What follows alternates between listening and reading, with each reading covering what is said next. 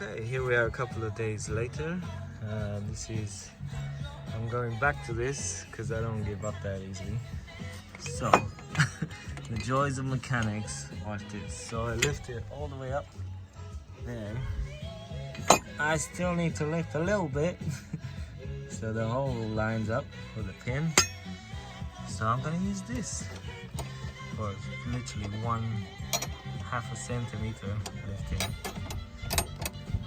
Yeah, welcome to the joys of mechanics.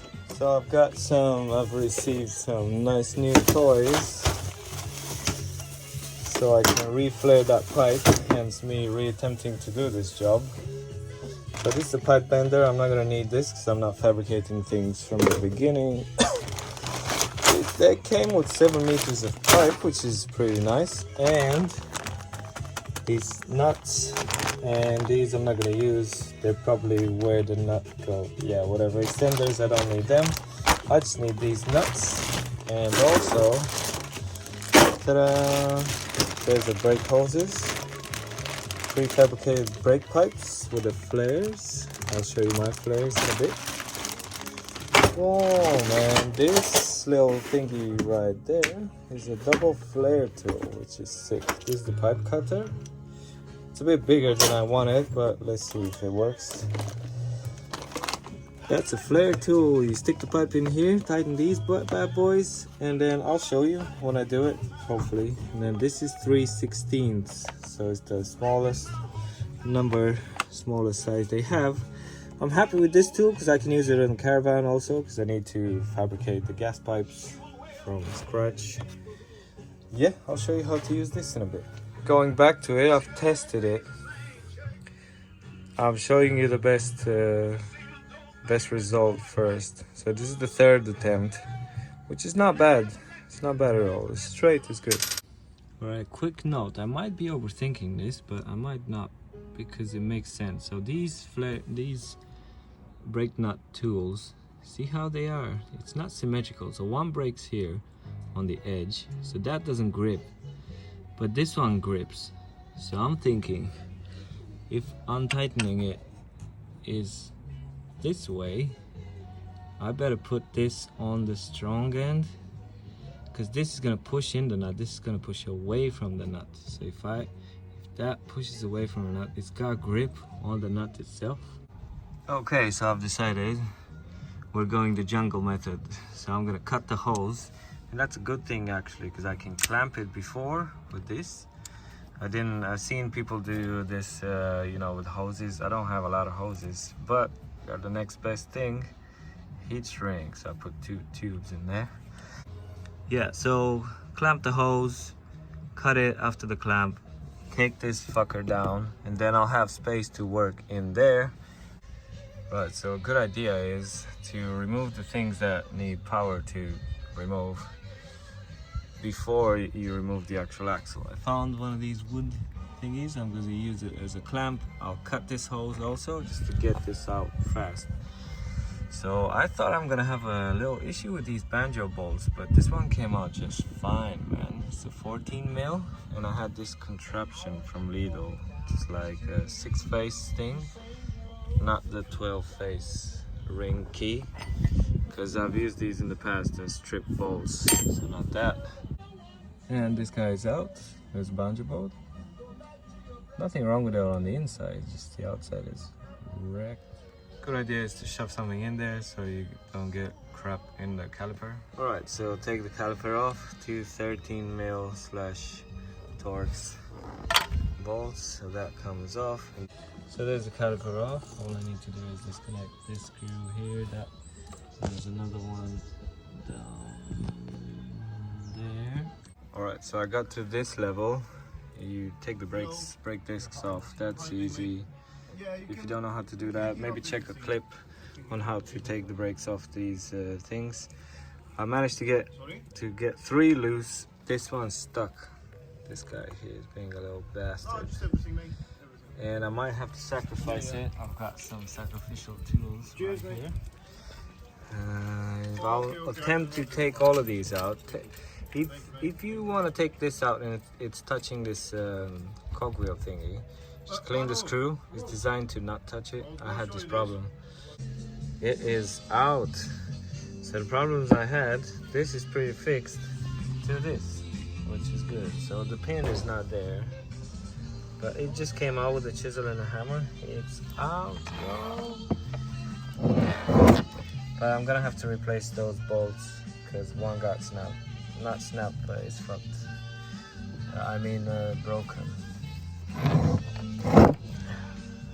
I had to go brutal on this one, so I used this in the end, but it didn't wreck the screw like I thought it would. It only gave me some diagonal.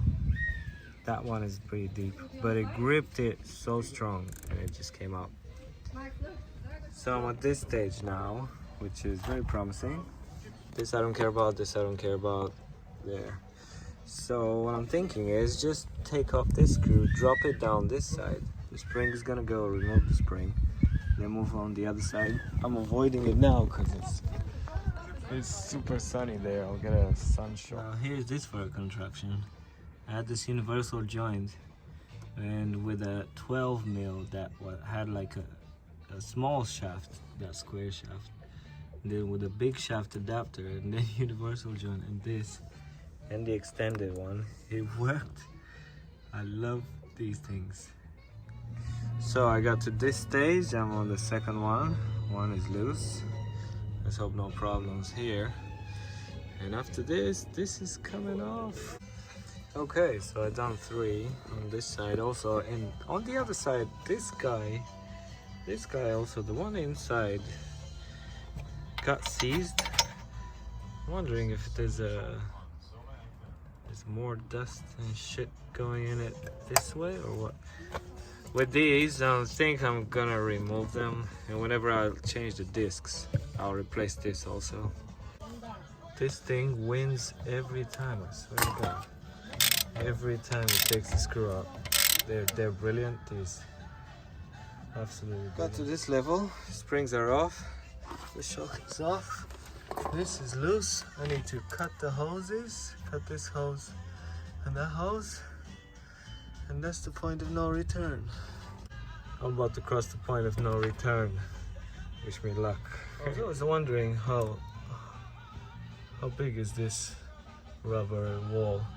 Pretty big. I think these would have lasted forever. Past the point of no return now. Alright boys, everything's disconnected from this. This is ready to come out. Just these 2 screws, 1 and 1. And bam! I've cut the hose in the end. Wish me luck. Place your bets. I think tomorrow evening this is done. There's the usual suspects. I think I'll get rid of this canvas. It might be to protect the ABS sensor, maybe? I don't know, but it's gonna look so awful like that. Everything else in here. I think. Alright, so this one is out, 19 mil. Boom, that's off. So now I'll leave this jack stand here supporting this weight and take the other screw off, and that's it. It's coming off. Boom, out with the old. But before, in with the new, I need to get that pipe ready. And then in with the new. Boom. Now examining it, people snapped wheels came from this thing, dislodging from this thing. So if you look at it, it's a lot of surface rust, a lot. I think this would have held a bit more, but don't intend to find out. This side also, see, you can kind of dig in the weld with a screwdriver in some parts. So that means it would have been time to change it. Some other people's welds gave in, these ones gave in, and then the spring was just pushing out.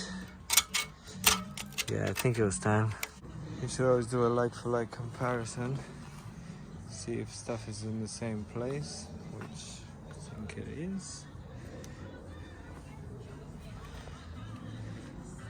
Pretty good.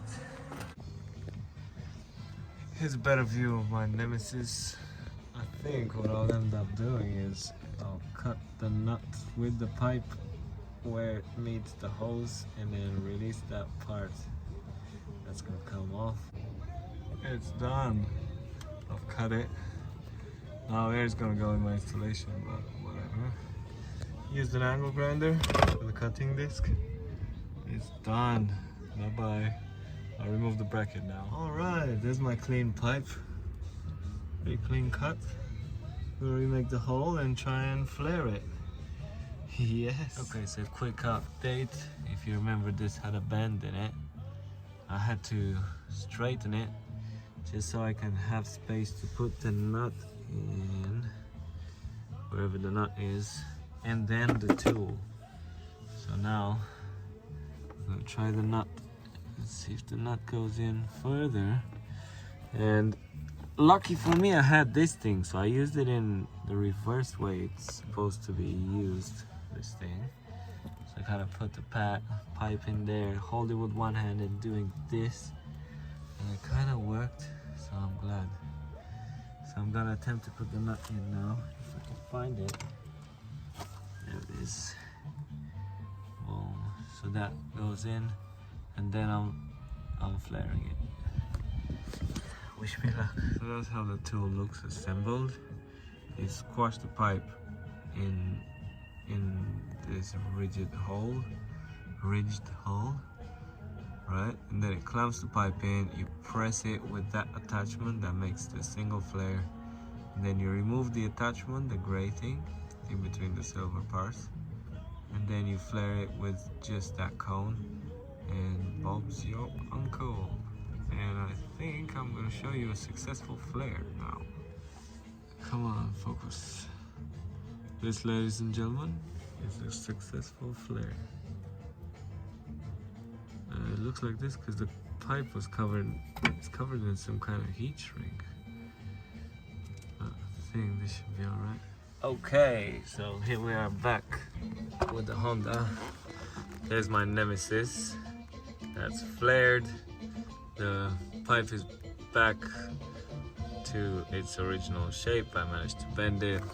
I used this to bend it against, and this vice grip to hold on the mount and bend it with the mount, because otherwise there would be no chance. So what I did was I sort of tightened it to the hose, put the hose in the mount, put the clip back, and I used the mount as leverage, and it did work. It didn't strangle my tube, my brake pipe, so it should be alright, I think. Now it's off to remove the other side and then rebuilding. Can't believe I'm saying this. Rebuilding. This is the bracket from the left-hand side rear. Alright, this is off finally. The screw was a bit stubborn. I tried initially with a 12-point socket, but it failed. So then I went to a 6-point socket, 6-facet socket, and I had this adapter array here. So from the biggest square, I don't know what size it is, to medium. So from that to this, and from this to small, because this is the only 6-facet 12mm that I have, and it's a good one. And in the process I broke one of these, this middle one. I had one from, I think, eBay or something, and it just snapped. This part here snapped instantly. So for all my listeners, you know who you are, that think if you can go to Amazon and buy some. Oh look mate, I bought the same thing on Amazon, 50 times cheaper. Well bro, there's a reason for that. These are Halfords adapters, So I had no doubt they're gonna last, and they did. So happy days. All right, we're making progress. There's black stuff, no more rusty stuff. Right, I thought I'm gonna have an issue putting this back together by myself, but I think there's a reason why the Japanese people put this axle not parallel to the car, but this way. Because when I lifted it, I could manage to lift it and put the screw back in. This means I can lift it on the other side, put the screw in, and then technically it's attached. Alright, this is a great sight to see. Springs are back, shocks are in, both of them. This is on. Now I'm on the brake lines, but I've noticed something. So the factory brake lines, besides the fact that they're heat shrinked, they're heat shrinked again. And this is not paint. Look at it. It's like a 0.23. It's like a 1 mil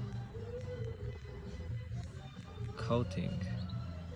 So I'm thinking I wasn't prepared for this with heat shrink, but maybe I have some cable protector. And also, since this was done that way, I got some tape, so I'm just gonna wrap the new pipe in tape just to get it close to the factory. So this is my plan. I'm gonna wrap this in tape. It's gonna make it look as factory as possible, and then I'll put that on top. So there it is. It's not like the Honda one, but it's not bad. Just wrapped it in tape. It's not bad. There's the brake pipes reconstructed. This side is ready for the hub assembly. Okay, I'm down to this level now. I've cleaned this as much as I could. I'm not gonna bother with this protector because I'll probably change it in the future when I change the brake discs. Plus it's wrecked. And I was thinking if I take it out, then all the dust and shite is gonna go in that ABS sensor cogwheel thing. So I'm just gonna leave it for now. Not sure if this is a common problem with these, but I had to put the screw in manually just to clear the thread. I did these holes. Now I'm onto that hole. I've seen another guy on YouTube who was doing this. Seen him, he had the same issue, but he had some thread makers. Mine is a bit too big, that X175. I think I need an X125 for this thread, because the 175 is too large for this thread count. So I'm just doing it with one sacrificial bolt. Here's some torque settings for the brakes, and here's some more torque range settings. Okay, reason number 50,000 why I don't go to mechanics to do these things anymore. This brake disc is not warped, it's shifting this way, and the reason why that happens is sometimes it gets stuck.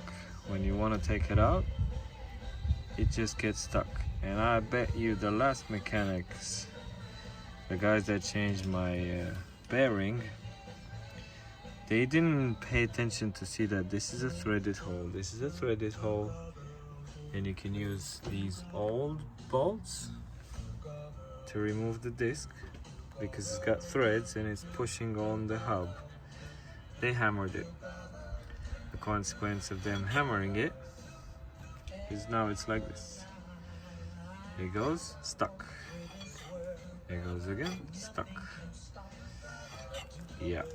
But on a more positive note, this side is done. The ABS is connected, changed some clips. This is torqued right. 35, 35, 55. These ones inside here go 95. These 4. And then this one is 108 Newton meters.